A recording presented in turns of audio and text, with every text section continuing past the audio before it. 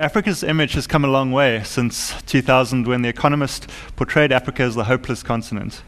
And 13 years later, that same Economist called Africa aspiring Africa, as the many benefits of more stable societies, booming resource prices, and fast-growing economies have led to improved living standards across the continent.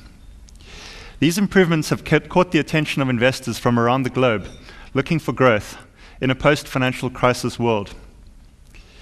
While Africa represents only 4% of global GDP on a purchasing power parity basis, its rate of change and the absolute level of growth is proving attractive to investors with a long-term view of the role of Africa in the global economy.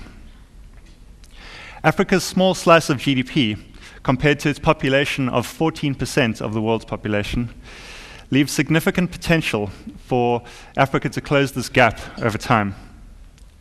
The Bright Africa report focuses on analysis done on a sample of 158 African private equity deals in the time period from 2006 to 2011, collected by Riskera Fundamentals as part of our work with African private equity fund managers. The analysis shows the multiples paid as an indication of the price of African deals relative to listed markets and to other parts of the world. Additionally, it looks at the use of debt in African private equity deals and compares this to global averages. The data used is representative of deal activity by institutional quality private equity managers around the continent, but certainly does not include all transactions that have happened during this period. The analysis in the report should be useful to current and potential investors in private equity, as well as to those looking at private equity and looking at Africa for the first time. To give some context to this research, we will start with a brief recap of FDI and growth numbers in Africa. We'll look at this for recent years, as well as a comparison of Africa to other emerging markets. For most global investors, Africa as an investment destination is a relatively new concept. In 2012, the continent attracted only a tiny portion of institutional flows, despite its 54 countries, 17 working stock exchanges, and $2 trillion of GDP. With growth in African countries now rivaling those in Asia, investors are taking another look at a long-neglected corner of the investment world. Even for institutional investors from South Africa, the continent's economic giant, the rest of Africa has remained a relatively unexplored region. Corporates in Africa have been much quicker to move, with companies such as South Africa's Shoprite and MTN, Togo's EcoBank, and Kenya's Equity Bank deciding early on to take advantage of the changing story of the African consumer.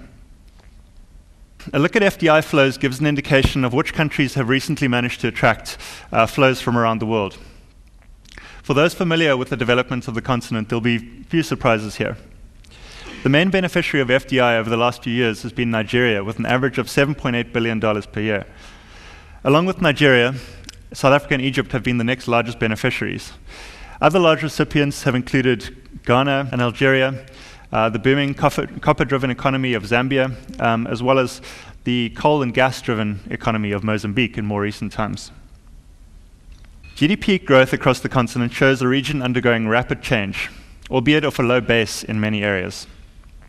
As a whole, the continent has averaged around 5% growth in each of the last 3 years, resulting in nominal GDP in 2012 of approximately $2 trillion, roughly equivalent to the GDP of Italy, and slightly above those of Brazil and Russia, respectively. On a purchasing power parity basis, this jumps to $3.3 trillion, approximately equivalent to Germany's GDP on this basis. An average of 3-year growth in GDP using data published by the IMF shows which economies have grown the most in absolute terms in recent years. This mirrors the FDI picture fairly well, as you might expect, with the 4 hubs of North, South, East, and West Africa attracting most of the money, and the large economies doing so. However, in percentage terms, the growth in GDP is quite different, as several new economies are experiencing more rapid growth. Places like Sierra Leone, Ghana, and Mozambique replace the large economies of South Africa, Egypt, and Algeria. If we look at the population of Africa as a whole, it comes to just over 1 billion people, which is not far from the 1.3 billion of China and the 1.1 billion of India. This actually puts India as the nearest comparison to Africa on a GDP per capita basis.